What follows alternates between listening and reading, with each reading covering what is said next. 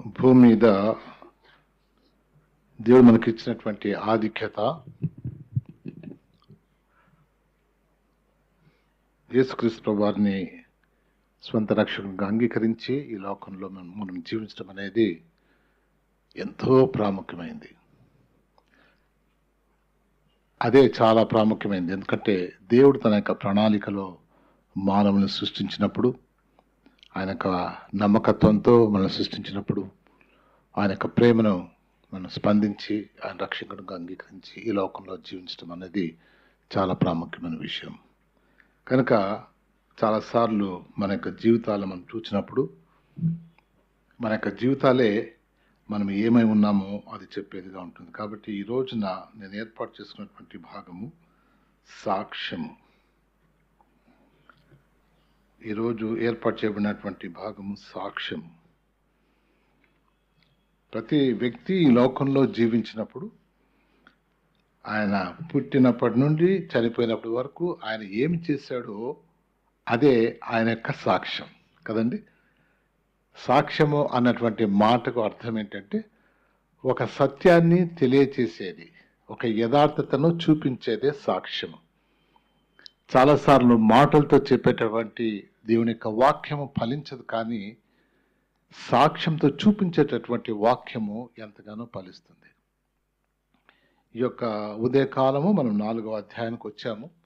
ఈ 4వ అధ్యాయము ప్రారంభంలో కొన్ని మాటలను చదువుకొని ప్రారంభించుకుందామండి.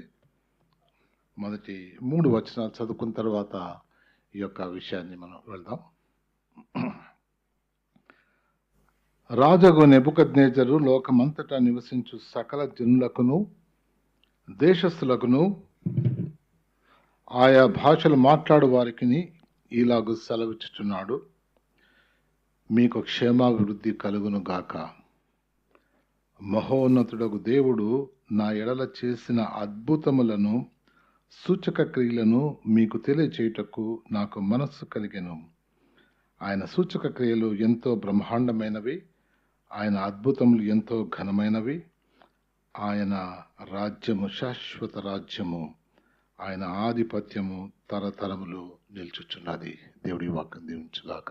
జీవగల మా దేవ, ప్రేమగల రాజా, వివిధ కాలంలో తండ్రి యొక్క రాజు యొక్క సాక్ష్యాన్ని మేము జ్ఞాపకం చేసుకోవడానికి ఇస్తున్నటువంటి సమయాన్ని బట్టి వందనాలు.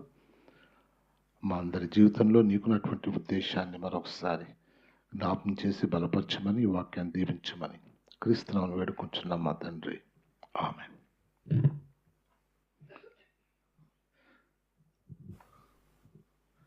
చాలాసార్లు పెద్దలు మాట్లాడేటటువంటి విషయాల కొరకు ఎదురు చూస్తూ ఉంటారు. ఈ భూమి మీద నాయకులుగా ఏర్పాటు చేయబడినటువంటి వారు మొట్టమొదటిగా వాళ్ళు ఇచ్చే స్పీచెస్ కోసం ఎదురు చూస్తారు, వాళ్ళు ఏం చెప్తారు అనేది కదండి. మరి ముఖ్యంగా ప్రెసిడెంట్ ఆఫ్ అమెరికా ఆయన ఏమి చెప్తారు, ఇప్పుడు వచ్చి ఈ సంవత్సరం ఆయన ఏం చేస్తారు అనేటువంటి మాటలు ఎంతో ప్రాముఖ్యమైనటువంటిది. ఈ భూమి మీద ఎంతోమంది రాజులు ఉంటున్నారు. దేవుడు వాళ్ళని హెచ్చిస్తున్నాడు. ఎందుకంటే దేవుని యొక్క వాక్యంలో ఈరోజు 4వ అధ్యాయంలో ప్రత్యేకంగా ప్రాముఖ్యమైనటువంటి విషయం ఏంటంటే దేవుడు ఈ యొక్క లోకాన్ని ఏలేవాడుగున్నాడు, రాజులను నడిపించేవాడుగా ఉంటున్నాడు, తరతరములు ఆయన రాజ్యం కలిగినటువంటి వాడుగా ఉన్నటువంటి విషయాన్ని మనము జ్ఞాపకం చేసుకోవటానికి ఈ యొక్క 4వ అధ్యాయం ఎంతగానో సహాయపడుతుంది. నెబుకద్నెజరు ఆయన పాత నిబంధన గ్రంథంలో ఈ సాక్ష్యముకు మించినటువంటి సాక్ష్యం లేదని నాకు అర్థమైంది. ఎందుకంటే నెబుకద్నెజరు ఎవరండి? అన్యుడు, అన్యరాజు. ఎవరి గురించి చెప్తున్నాడు? ఒక అన్యరాజు, మరి సత్యమైనటువంటి దేవుడు, మహోన్నతుడైనటువంటి దేవుడు, నిజమైనటువంటి దేవుడు, దేవుళ్లకు దేవుడుగా ఉన్నటువంటి దేవుడుగా ఆయన యొక్క అర్థాన్ని బట్టి ఆయన ఇచ్చినటువంటి సాక్ష్యము ఈ రోజున మనల్ని ఎంతగానో ప్రభావితం చేయాలి. ఎందుకంటే నెబుకద్నెజరు రాజు మొదలుకొని ఈ రోజు వరకు మానవుల పరిస్థితిలో వారు ఎదుర్కొనేటటువంటి ప్రాముఖ్యమైనటువంటి విషయాన్ని ఈ సాక్ష్యంలో మనం చూస్తాం. నెబుకద్నెజరు 43 సంవత్సరాలు పరిపాలన సమయాన్ని దేవుడు ఆయనకి ఇచ్చాడు. సుమారు క్రీస్తు పూర్వము 600 సంవత్సరాలు ఆయన బహు విస్తారంగా విస్తరించిన బబులోను సామ్రాజ్యానికి రాజుగా ఉన్నాడు. అంతేకాకుండా మరి ఆయన గర్వించటానికి ఎందుకు గర్వించాడు అని ప్రశ్నించడానికి ఒక ప్రశ్న లేదు. ఇక్కడ జరిగింది ఏంటంటే ఈ రాజు గర్వించటము, గర్విష్ఠులను దేవుడు నాశనాన్ని నడిపించేవాడుగా ఉంటున్నాడు. కాబట్టి ఈయన ఇంత పెద్ద రాజు అయినప్పటికీ తన యొక్క గర్వంతో ఉండటానికి అవసరం ఉంది. ఏంటండి బబులోను సామ్రాజ్యం అంటే మాటలా? ఈ రోజున ఇరాకు దేశము, అక్కడ దానికి మిడిల్ ఈస్ట్, తర్వాత ఈజిప్ట్, ఎంతవరకు ఆయన అందరినీ జయించుకుంటూ వచ్చాడంటే ఆయన చాలా సమర్థుడైనటువంటి రాజుగా ఉంటున్నాడు. సైన్యం బహుగా విస్తరించి ఉన్నటువంటి సైన్యానికి రాజుగా ఉంటున్నాడు. ఆయన చెప్పినటువంటి మాట కాదంటానికి ఎవరు లేనటువంటి ఆ పరిస్థితుల్లో ఉన్నటువంటి వాడు. అంతేకాదు ఆయనకి భక్తి కలిగినటువంటి వాడు. ఎలాంటి విగ్రహాల మీద ఆయనకి ఎంతో భక్తి ఉంది. ఆ దేవుళ్ళని ఆయన నమ్మాడు. ప్రతిదానికి వారి దగ్గరికి వెళ్ళేవాడుగా ఉంటున్నాడు. మరి ఈ సమయంలో మరి ఆయనతో దేవుడు ఆయన నడిపిస్తున్నటువంటి ఆ యొక్క విషయాన్ని మనం జ్ఞాపకం చేసుకుంటే, ఒకరి జీవితంలో సాక్ష్యాన్ని ఇచ్చేది దేవుడే.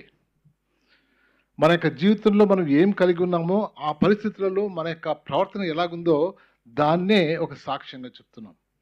నెబుకద్నెజరు రాజును దేవుడు బహుగా హెచ్చించిన వాడని, బలమైనటువంటి సాక్ష్యాన్ని ఆయనకి దేవుడిచ్చాడని మనం జ్ఞాపకం చేసుకోవాలి. చూడండి, దేవుని యొక్క విశ్వాస్యత నెబుకద్నెజరు పట్ల ఎలా ఉందంటే, తన ప్రజలను క్రమపరచటానికి ఒక అన్య రాజు అవసరమై ఉంటుండగా నెబుకద్నెజరు మొదటి అధ్యాయంలో నెబుకద్నెజరును ఏర్పాటు చేసుకొని ఆయనకి ఆయన ప్రజలను అప్పగించినాడు. ఎవరు చేశారండి? దేవుడు చేశాడు. ఆ తర్వాత 2వ అధ్యాయంలోనికి వచ్చేసరికి భవిష్యత్తులో దేవుడు ఏమి చేయలేముంటున్నాడో, ఆయన రాజ్యాన్ని దేవుడు ఎలాగా స్థాపించలేంటున్నాడో ఆ విషయాలు తెలియచేయటానికి 2వ అధ్యాయంలో ఒక చక్కటి కళను ఆయనకిచ్చి దాని ద్వారా దేవుడు తన యొక్క ప్రణాళికను తెలియజేసుకున్నాడు. తన ప్రజలను ఇచ్చాడు మొదటి అధ్యాయంలో. 2వ అధ్యాయంలో వచ్చేసరికి భవిష్యత్తులో ఆయన ఏ రీతిగా నడిపించనై ఉన్నాడో తెలియజేశాడు. అందుకనే ఆ కళ చెప్పిన తర్వాత మర్మాలు తెలియచేసే దేవుడని ఆయన చెప్పినట్టుగా మనం చూస్తున్నాం. ఆ తర్వాత 3వ అధ్యాయంలోనికి వచ్చేసరికి షద్రక్ మెషక్ అబేద్నెగో, మరి ఇక్కడ ఇలాంటి అగ్ని గుండంలో నుండి కూడా తప్పించే సమర్థుడైన దేవుడని మరొకసారి నోటితో చెప్పి ఒక శాసనాన్ని నియమించేశాడు 3వ అధ్యాయంలో. ఎవరు చేస్తున్న కార్యాలండి? ఒకని జీవితంలో సాక్ష్యము ఇవ్వటము దేవుని కార్యమై ఉంటున్నది. మరి ముఖ్యంగా ఆయన ఏర్పాటు చేసుకున్నటువంటి వారి విషయంలో దేవుడు చేస్తున్న కార్యాలు. మన సాక్ష్యం మనం చేసుకునేది కాదండి.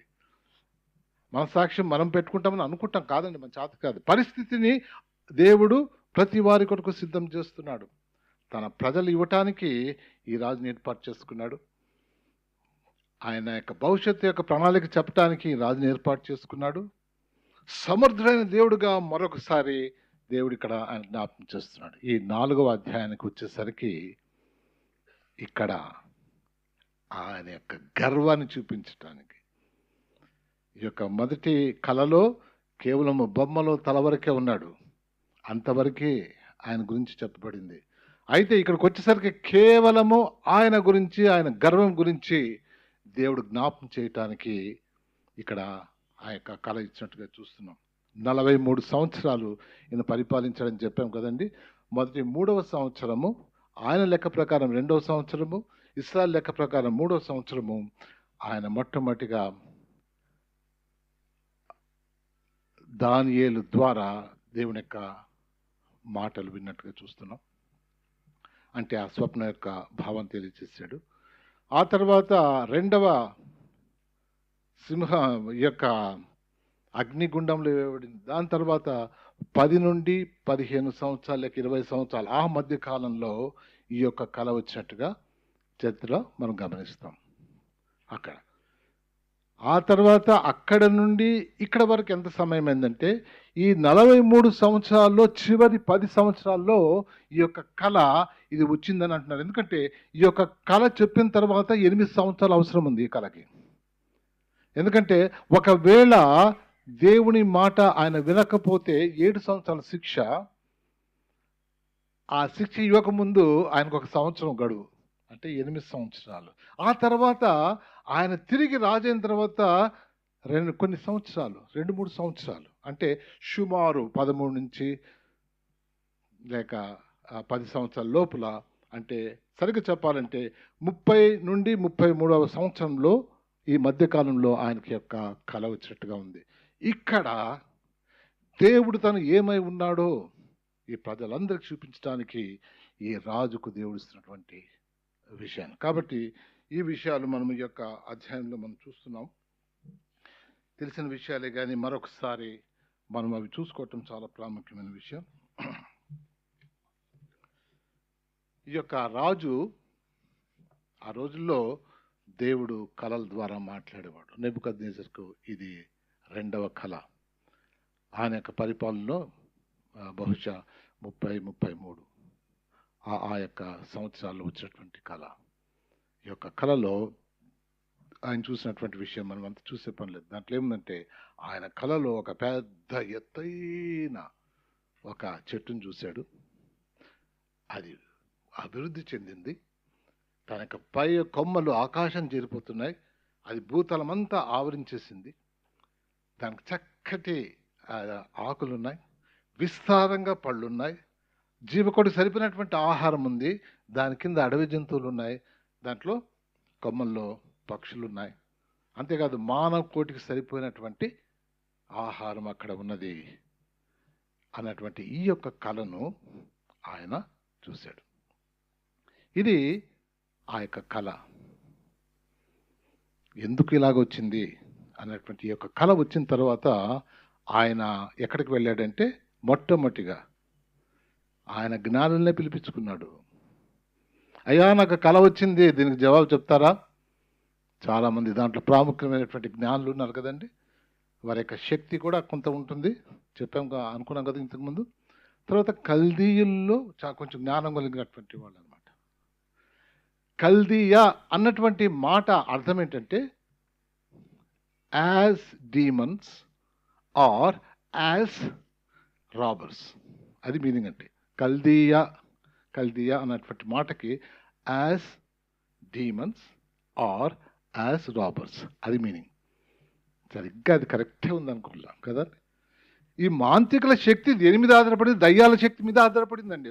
కరెక్ట్ చెప్పేస్తా ఉంది మీనింగ్ కూడా. కల్దియన్స్ వాళ్ళ యొక్క జ్ఞానం అంతా దయ్యాలకు సంబంధించినటువంటి అంతలోనే ఉంది. కాబట్టి ఈయనకి కళ ఎక్కడి నుండి వచ్చింది? దయ్యాల దగ్గర నుంచి రాదు, రాజుకి దేవుని దగ్గర నుండి పంపించినటువంటి కళ. అందుకనే ఈ కళను వాళ్ళకి అడిగినప్పుడు వాళ్ళు చెప్పలేకపోయారు. ఈ యొక్క కళ భావాన్ని వాళ్ళు చెప్పలేకపోవటానికి కారణం ఏంటంటే వాళ్ళ శక్తి సరిపోలేదు. అందుకనే దేవుడు ఈ యొక్క కళ భావం చెప్పటానికి మరొకసారి, 2వసారి దానియేలును ఏర్పాటు చేసుకున్నాడు. దానియేలు ప్రారంభం నుండి దేవుని కొరకు జీవించేవాడుగా ఉన్నాడు. బాగా జ్ఞాపకం పెట్టుకోండి. ఆయన సాక్ష్యం చెప్పడం లేదు కానీ 33 సంవత్సరాలు కూడా ఇంటాక్ట్, పరిశుద్ధతలో, ఆయన ప్రవర్తనలో ఎంత ఖచ్చితంగా ఉన్నాడో. అందుకనే ఈయనకు తిరిగి జ్ఞాపకం వచ్చింది. పరిశుద్ధ దేవతల ఆత్మను కలిగినటువంటి వాడు ఉన్నాడు కదండి. ఎంత మంచి సాక్ష్యం అండి. దానియేలుకు దేవుడు ఇచ్చేటువంటి సాక్ష్యం. ఒకవైపు నుండి రాజు తన యొక్క గర్వంతో నడిపిస్తున్నటువంటి ఆ దేశాలు నడిపిస్తూ ఆ దేవుడు ఆయనతో మాట్లాడుతూ, ఇక్కడ ఆయన బిడ్డలు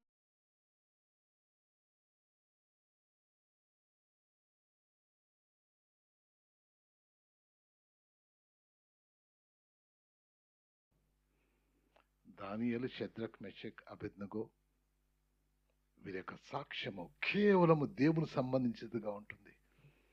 వారు దేవునిలో ఉన్నారు కాబట్టే ఒక రోజున ఈ లోకంలో ఉన్నటువంటి వాళ్ళకి దేవుని ప్రజలే కావాలా. సత్యం కావాలంటే, యథార్థత కావాలంటే, మన పనుల్లో చేసేటప్పుడు న్యాయంగా ఉంటే నువ్వు కావాలా. వాడు ఎంత కరప్ట్ ఫెయిల్ అయినా అట్లా ఇట్లా చూసారే, వీడు వీడు నాకులాగా దొంగరా, వీడు వద్దురా, ఓ వాడు కరెక్ట్ చేస్తున్నాడు రా. ప్రతి వానికి ఒక యథార్థమైనటువంటి వాడు, సత్యం చెప్పేటటువంటి వాడు ప్రతి వారికి అవసరమే ఉంది. అందుకని దానియేలు యొక్క జీవితము రాజుకి ఇప్పటికి జ్ఞాపకం ఉంది. ఓ ఉన్నాడు, పరిశుద్ధ దేవతల ఆత్మ కలిగినటువంటి వాడు ఉన్నాడే, ఆయన దగ్గర పోదామని. అందుకని ఈ యొక్క మాటలు దేవుని యొక్క వాక్యంలోంచి మనం చూస్తే, కళ దానికి పోయేదానికి ముందు చూస్తే నేను కొన్ని రాసుకొని వచ్చేసి 4:18 చెబుతున్నానండి. నెబుకద్నెజర్ కళ ఉండేది అంటే 10 నుండి 17కు ఉంది, కొంత మనం చూసుకున్నాము. ఇక్కడ 4:18లో రాజు ద్వారా మాట్లాడుతున్నటువంటి మాటలు, దానియేలు సాక్ష్యం. బెల్తెషాజరు నెబుకద్నెజరును, నాకు కలిగిన దర్శనం ఇదే, నీవు తప్ప నా రాజ్యంలో మరి ఏ జ్ఞానియు దాని భావమును నాకు చెప్పనేరడు. నీ యందు పరిశుద్ధ దేవతల ఆత్మయున్నది గనుక నీవే దానిని చెప్ప సమర్థుడ వంటిని. ఎవరు డిక్లేర్ చేస్తున్నారండి? నెబుకద్నెజరు, నేను బెల్తెషాజరు. అది ఎందుకు చెప్తానంటే, నా దేవత పేరు పెట్టుకున్న నీవు అంటే ఇంతవరకు ఇంకా దేవుణ్ణి పూర్తిగా నమ్మలేదు. తన యొక్క దేవుళ్ళ కన్నా పెద్ద దేవుడు అని అనుకుంటున్నాడు, కానీ ఈయన కూడా దేవుడు, కానీ నా దేవుడి కన్నా కొంచెం పెద్ద దేవుడు అంతే. అందుకనే బెల్తెషాజర్ను పేరు పెట్టుకున్నాడు, ఎందుకంటే నా దేవత పేరు పెట్టుకున్న, అందుకని ఆ పేరుతో బెల్తెషాజర్ అని పిలవటం జరిగింది.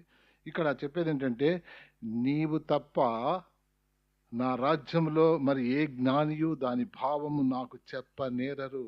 ఒక పాయింట్ అర్థమైపోయింది. ఇక్కడ నాకున్నటువంటి జ్ఞానులకి శక్తి లేదు చెప్పటానికి. మొదటి కళ వచ్చినప్పుడు గమనించారా? రాజుకు మొదటి కళ 2వ అధ్యాయంలో వచ్చినవంటే ఇంకా ఎవరు చెప్పలేదా, వీళ్ళని చంపేయండి అనేసి చెప్పేస్తే చాలా కోపంగా ఉండిపోయాడు, భయపడిపోయారు. అప్పుడు దానియేలు ఆయన దగ్గరికి వెళ్ళి ఆయన దగ్గర రాజు దగ్గర మొరపెట్టుకున్నాడు, అయ్యా కొంత సమయం నాకు, ఒక రాత్రి సమయం ఏంటి నేను చెప్తానని.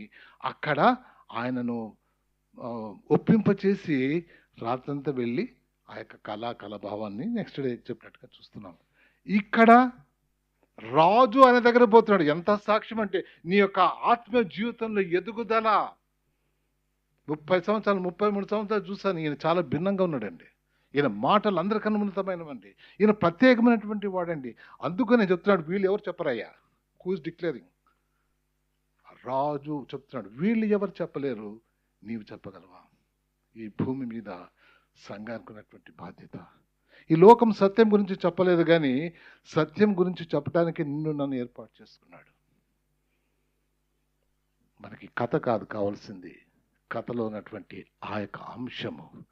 దానియేలు, షద్రక్, మెషక్, అబేద్నెగో. అప్పటికి షద్రక్, మెషక్, అబేద్నెగో సంగతి మనకు తెలియదు, కానీ వాళ్ళు 3వ చాప్టర్ తర్వాత ఇక్కడ దానియేలు యొక్క జీవితము అంతవరకు స్థిరంగా ఉన్నట్టుగా, ఆయన దేవునిలో ఉన్నట్టుగా మనం చూస్తున్నాం. అందుకనే ఇక్కడ ఆయన అడిగినట్టుగా చూస్తున్నాం.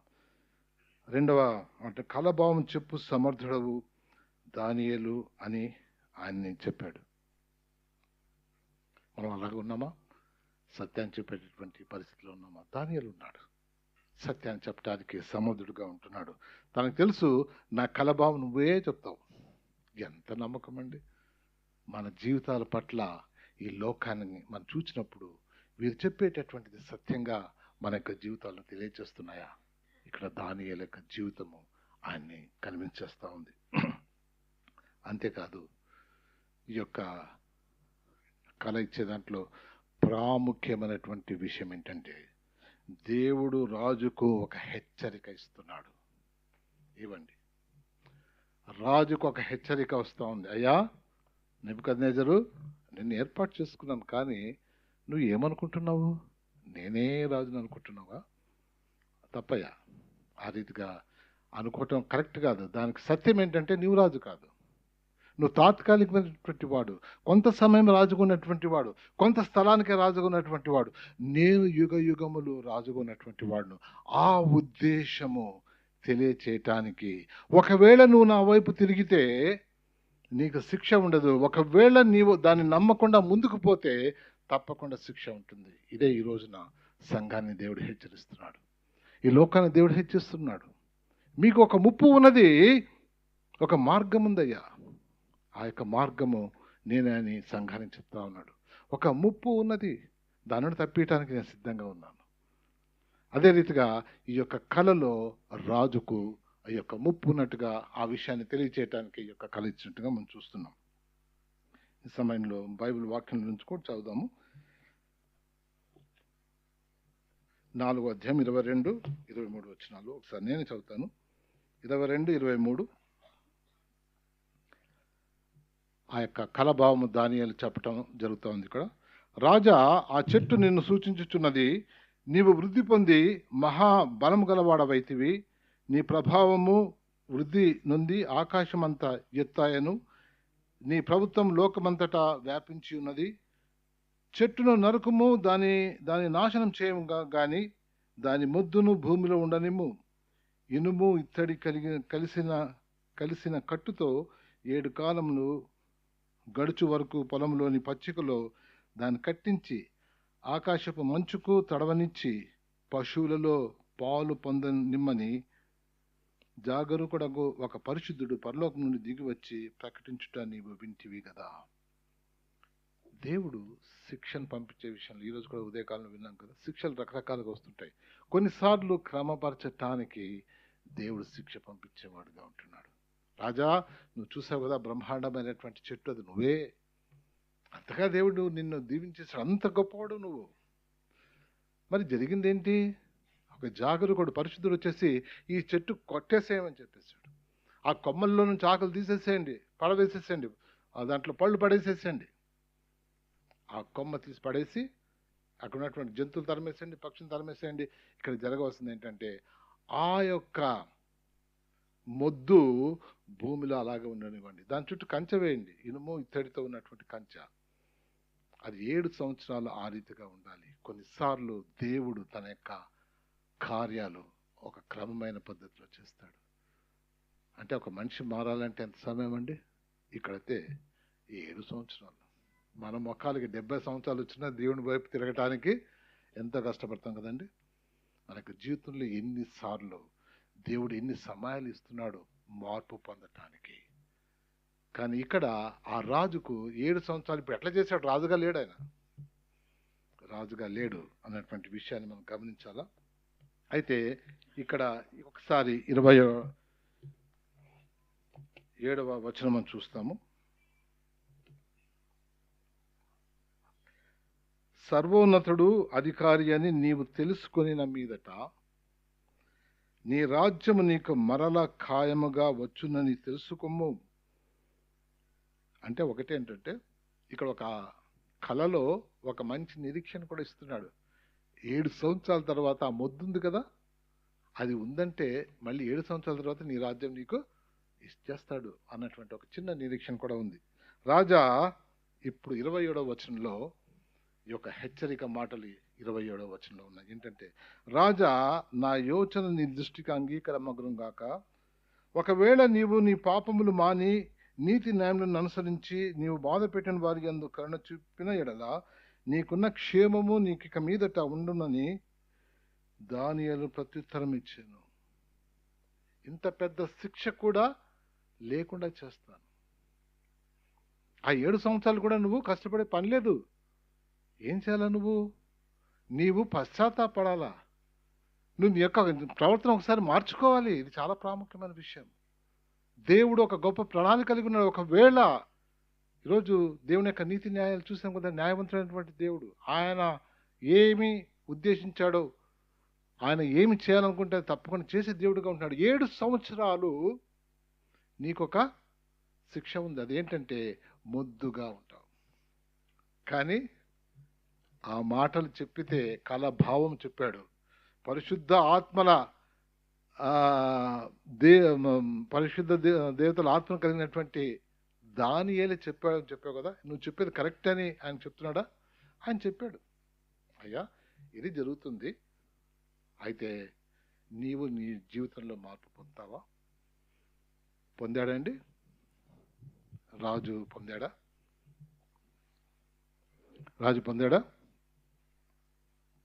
చూడండి,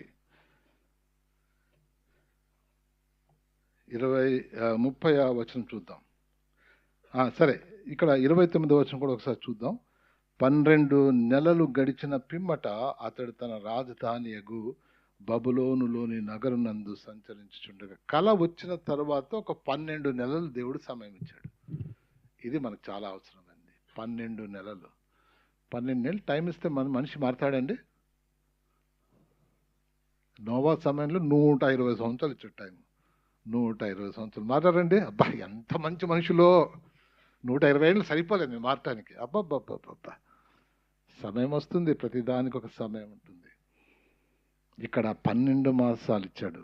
ఏమైనా ఉందా? ఇంకా టైం ఇచ్చాడు. ఏమైనా మారుతావయ్యా నువ్వు? కానీ ఒక దగ్గర 40 దినాల సమయం ఇచ్చాడు ఒకరికి, నినెవే పట్టణానికి. యోనాకు తెలిసిపోయి చెప్పంటే వీళ్ళు ఒకవేళ సారీ చెప్పారంటే దేవుడు క్యాన్సిల్ చేసేస్తాడు. వీళ్ళకి క్యాన్సిల్ కాకూడదు, సావాల వీళ్ళు, మాకు ఎంత విరోధంగా ఉన్నారు, ఈ శత్రు నర్శనం కావాలనేటువంటి ఉద్దేశంతో యోనా పోతే తన్ని పంపించేసాడు మళ్ళీ ఒడ్డుకి. పో బాబు చెప్పు, 40 దినాల సమయం ఇస్తున్నాను. 40 దినాల సమయం ఇచ్చినప్పుడు వాళ్ళు చేసినటువంటి ఆ యొక్క ఉపవాస ప్రార్థన బైబిల్ అంతట్లో ఎక్కడా మనం చూడలేదు. వాళ్ళ పశువులు వాళ్ళందరూ ఫాస్టింగ్ చేసి ఉపవాసం చేసి దేవుని అడిగినప్పుడు దేవుడు అనుకున్నటువంటి ఆ యొక్క శిక్ష ఇవ్వకుండా పోయాడు. కాబట్టి ఇక్కడ ఒకవేళ మార్పు చెందుతామేమో అనేసి ఆయన ఇచ్చినటువంటి ఆ యొక్క సలహాను ఆయన పట్టించుకోలేదండి. 12 మాసాలు అయిపోయింది. 12 మాసాల తర్వాత ఆయన హృదయం ఎలాగుందో ఒక్కసారి చూద్దాం. అదొక్క వచనం చదివేద్దాం. 30వ వచనం చూద్దామండి. రాజు బబులోనును ఈ మహా విశాల పట్టణము, రాజు దాన్ని చూస్తున్నాడు, బబులోనును ఈ మహా విశాల పట్టణము నా బలాధికారమును నా ప్రభావ ఘనతను కనపరచుటకై నా రాజధాని నగరముగా నేను కట్టించినది కాదా అని తనలో తాను అనుకోలేను. అబ్బబ్బబ్బబ్బా, చాలా దగ్గరగా సైతాన్ గారి దగ్గర ఉన్నాడు కదా. సైతాన్ గారి మొత్తం చేసినదే 5 రకాలుగా అనుకున్నాడు. జ్ఞాపం చేసే పని లేదు, ఎంతకుముందు చెప్పేసుకున్నాం. ఇక్కడ 5 మాటలు ఆయన చెప్పుకుంటాను. నా బలాధికారమును, నా ప్రభావ ఘనతను, నా రాజధాని నగరము నేను కట్టినది కాదా తనలో తాను అనుకోలేను. ఏమి చెప్పాలండి? దేవుడు నీకు అన్ని అనుభవాలు ఇచ్చేసాడు. దేవుడు గొప్ప దేవుడని ఆయన కార్యాలు చూపిస్తున్నాడు. మారటానికి ఇంకా ఏంటయ్యా బాబు నీకు బాధ? ఆ తర్వాత చెప్దాం. ఈరోజు ఈ మొదటి ఆదివారం ఏం జరిగిందో లాస్ట్లో జ్ఞాపకం చేసుకుందాం. మానవుని యొక్క హృదయము ఎంత గర్వంతో నిండిపోయింది. నేను అని 5 సార్లు తన గురించి చెప్పుకుంటా ఉన్నాడు. అందుకనే దేవుడు 5 విధాలుగా నువ్వేమైపోతావు కూడా మిగిలినటువంటి వచనాలు 31 వచనం చూస్తాము. అక్కడ నుంచి 31 వచనంలో ఏమో దేవుడు యొక్క శబ్దము నేరుగా ఆయనతో మాట్లాడుతూ చూస్తున్నాం. ఇక్కడ చూడండి, గమనించండి. ఇక్కడ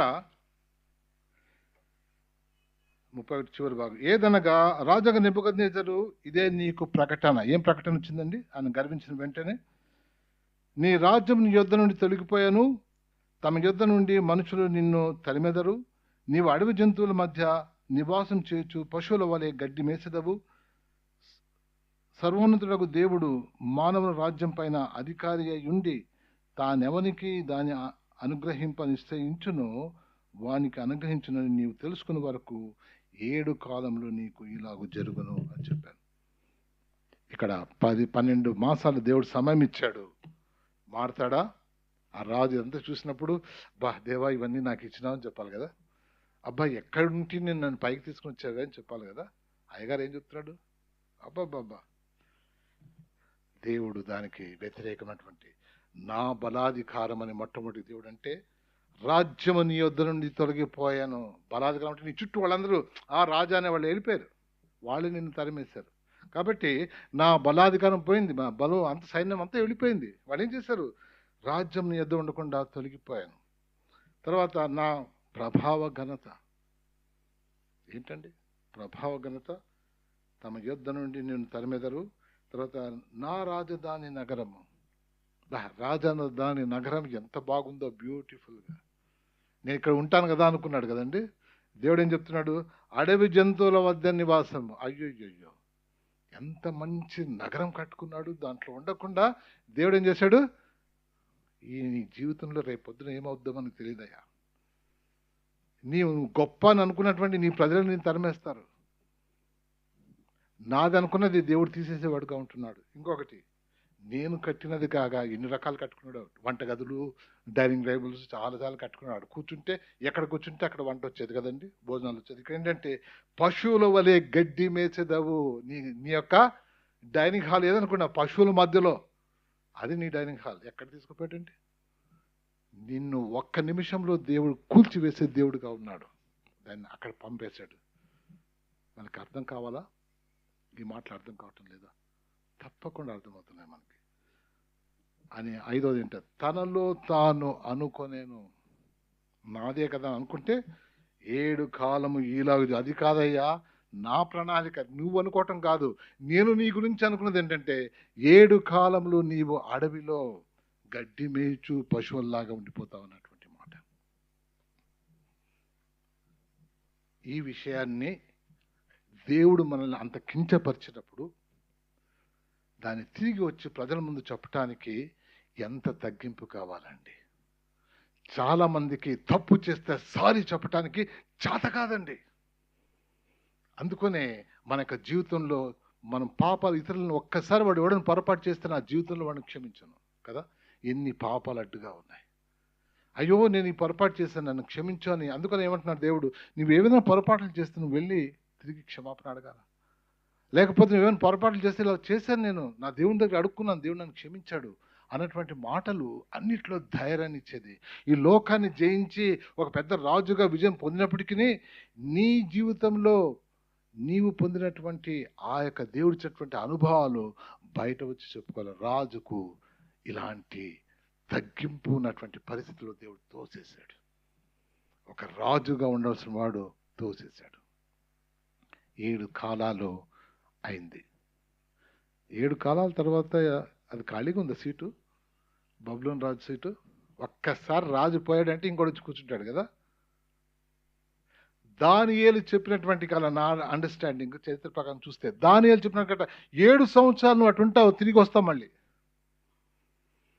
కాబట్టి ఈ మాటలన్నీ ఆ శాస్త్రులు, జ్ఞానులు వాళ్ళందరూ అక్కడ వాళ్ళు విన్నారు.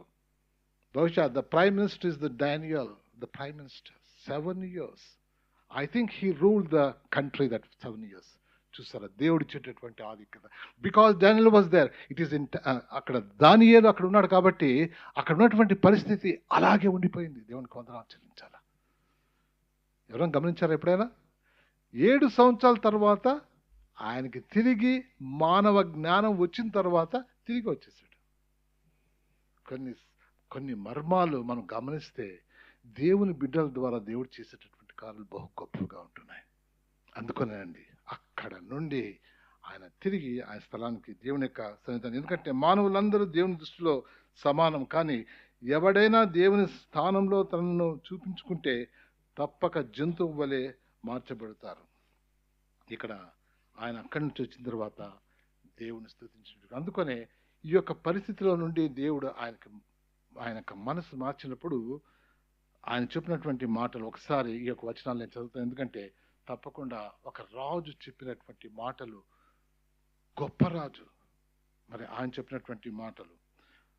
మహోన్నతుడగు దేవుడు నా ఎడల చేసిన అద్భుతములను, మహోన్నతుడైన దేవుడు సూచక క్రియలను మీకు తెలియజేయటకు నాకు మనసు కలిగాను. ఎవరిచ్చారండి ఈ మనసు? ఇప్పుడు దేవుడు ఎవరో తెలుసుకున్నటువంటి ఆయన నాకు మనసు ఇచ్చాను. ఆయన కాదు, దేవుడే ఆయనకు మనసు ఇచ్చాను. 4:3 ఆయన సూచక క్రియలు ఎంతో బ్రహ్మాండమైనవి, ఆయన అద్భుతములు ఎంతో ఘనమైనవి. ఆయన రాజ్యము శాశ్వత రాజ్యము, ఆయన ఆధిపత్యము తరతరములు నిలుచుచున్నది. ఆయనకు ఆధిపత్యము తరతరములు నిలుచుచున్నది. ఇక్కడ మళ్ళీ చెప్తున్నటువంటి నేను మరలా, ఇదంటే చివరి భాగంలో 34-35లో, నేను మరలా మానవ బుద్ధి గలవాడనై నా కండ్లు ఆకాశం తట్టు ఎత్తి చిరంజీవియు సర్వోన్నతుడు అగు దేవుని స్తోత్రం చేసి ఘనపరిచి స్తుతించి తిని, ఆయన ఆధిపత్యము చిరకాలం వరకు, ఆయన రాజ్యము తరతరములకు ఉన్నది. భూనివాసులందరూ ఆయన దృష్టికి ఎన్నికకు రానివారు, ఆయన పరలోక సేన ఎడలను భూనివాసుల ఎడలను తన చిత్తం చొప్పున జరిగించువాడు. ఆయన చేయి పట్టుకొని నీవేమి చేయుచున్నావని ఆయనతో చెప్పుటకు ఎవడు సమర్థుడు? ఎవరు చెప్తున్నారండి? నేనే నేనే నేనే అనుకున్నటువంటి ఆయన ఇప్పుడు తిరిగిపోయింది కంప్లీట్గా.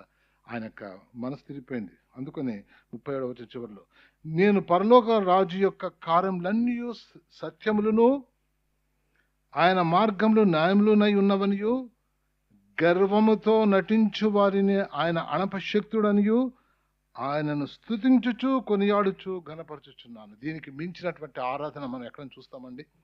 ఒక ఒక అన్యుడు, అన్య రాజు, అంత బలంలో ఉన్నటువంటి వాడు ఆయన దేవుని యొక్క మహిమను తెలుసుకున్నాడు, శక్తిని చూసుకున్నాడు. ఆయన వచ్చి సాక్ష్యం ఇచ్చేట్టుగా చూస్తున్నాం. చాలాసార్లు దేవుని వాక్యంలో చెప్పినట్టుగా ఉంది. దేవుని వాక్యమే కాదయ్యా, ఈ లోకంలో రాజులు చెప్పినటువంటి సాక్ష్యము, వీటిని అన్నిటినీ ఆయన ఆధీనంలో ఉన్నటువంటి వాడు మన యొక్క దేవుడని దేవుడు జ్ఞాపకం చేస్తున్నాడు. ఇది ఎంత గొప్ప విషయం అండి! ఇది మనకి ఎక్కడైనా మన యొక్క హృదయాలలో తగులుతూ ఉందా? ఇది మంచిదని మనం అనుకుంటున్నామా? ఇంకా ఎన్నిసార్లైనా వాక్యం వింటాం ఈ సంవత్సరం అని అనుకుంటున్నామా? ఒక్కసారి దయచేసి ఒకవేళ మీ వాక్యాలను రాసుకోండి. ఇది ముగింపు మాటలు నేను కొన్ని రాశాను. ఈ యొక్క మనం ఇంతవరకు 4వ అధ్యాయంలో జరిగినటువంటి విషయాలు కొంచెం బ్రీఫ్గా చూసుకున్నాము. ఈ మాటలు దేవుడు ఒకవేళ మనతో మాట్లాడుతున్నాడా జ్ఞాపకం చేసుకుందాం. నెబుకద్నెజరు పట్ల దేవుని యొక్క ప్రేమ అదేంటంటే, ఇర్మియా 31:3లో విడువక మన పట్ల కృప చూపించే దేవుడని.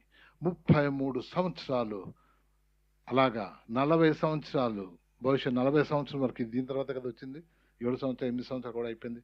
40 సంవత్సరాలు దేవుడు నెబుకద్నెజరు పట్ల చూపించినటువంటి, విడువక మన పట్ల కృప చూపించే దేవుడు.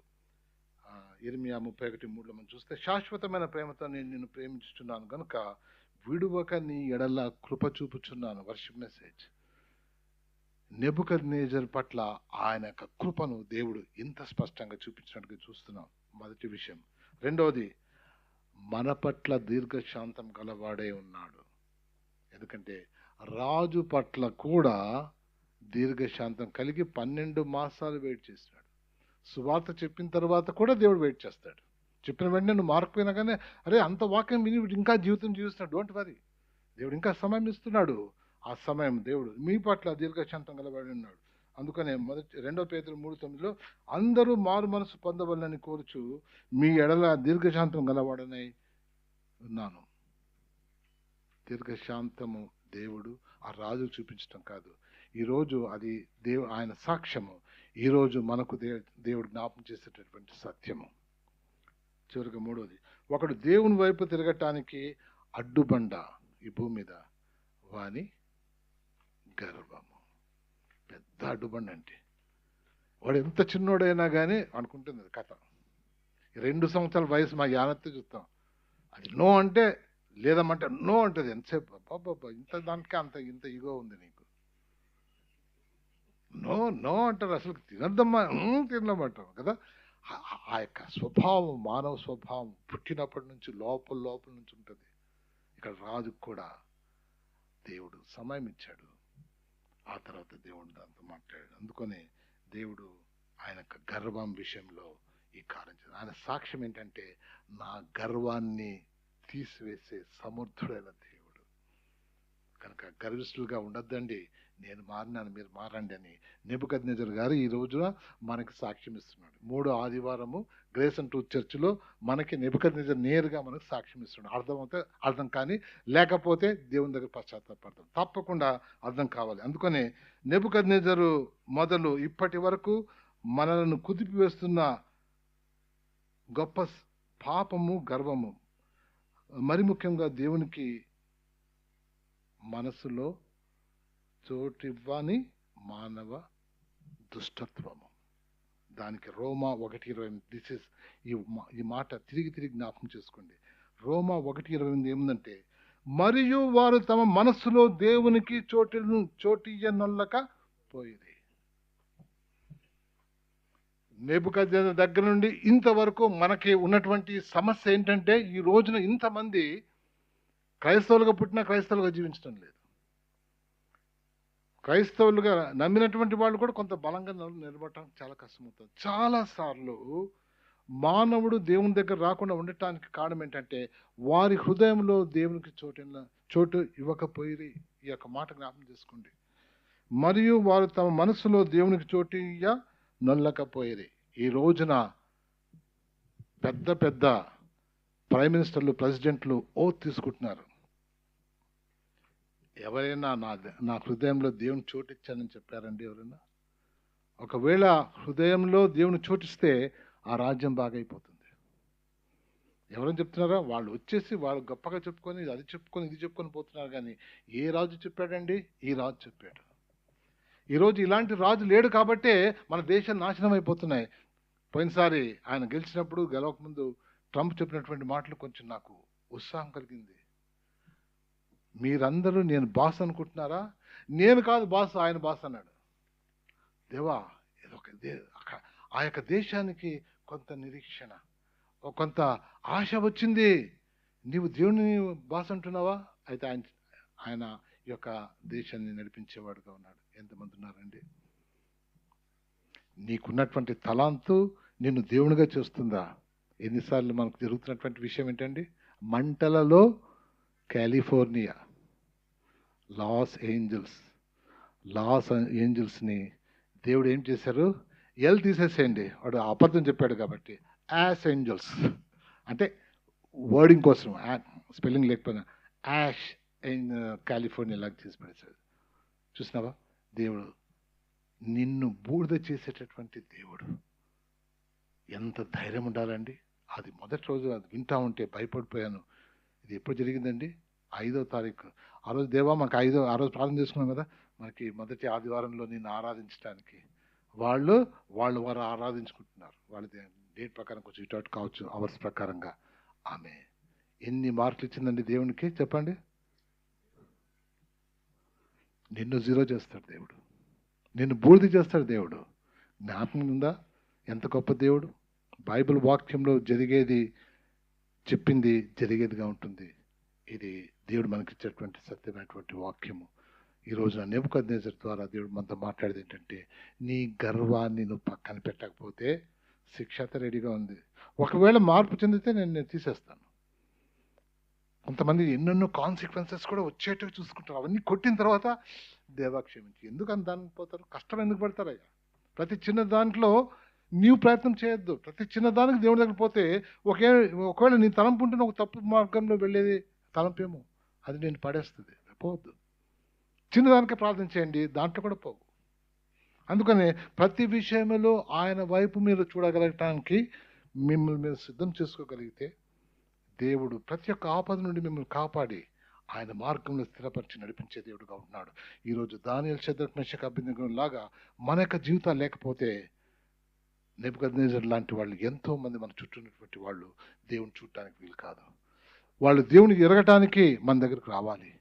అలాంటి జీవితం మనం కలిగి ఉండాలి. అందుకనే ఆ రాజు దానియేలు దగ్గరికి వస్తే సత్యాన్ని చెప్పాడు. సత్యం చెప్పినట్టు అది జరిగినట్టు చూస్తున్నాం. కాబట్టి ఈ సమయంలో ఈ యొక్క 4వ అధ్యాయంలో ప్రతి దానికి ఒక్కొక్క రీతిగా దాన్ని ఇంటర్ప్రిట్ చేసుకుంటూ మెసేజ్ చెప్పచ్చు. కానీ ఈ రోజున ఈ సంవత్సరానికి సాక్ష్యం చాలా అవసరంగా దాన్ని నేను గమనించాను. గొప్ప సాక్ష్యం. అట్లాంటి సాక్ష్యము ఇంతవరకు బైబిల్ గ్రంథంలో ఒక హీదెన్ రాజు చెప్పినటువంటిది, అన్ని రాజు చెప్పినటువంటి సాక్ష్యం లేదు. కాబట్టి దేవా, మాకు కూడా దానియేలులాగా, షద్రక్, మెషక్, అబేద్నెగో లాగా ఇలాంటి రాజుల దగ్గర, లేకపోతే ఇలాంటి మనస్తత్వం ఉన్న వారి దగ్గర మనం వాడుకోమని ఒకళ్ళు అడిగితే దేవుడు మనల్ని దీవించే దేవుడు ఉన్నాడు. ప్రార్థన చేసుకుందామండి.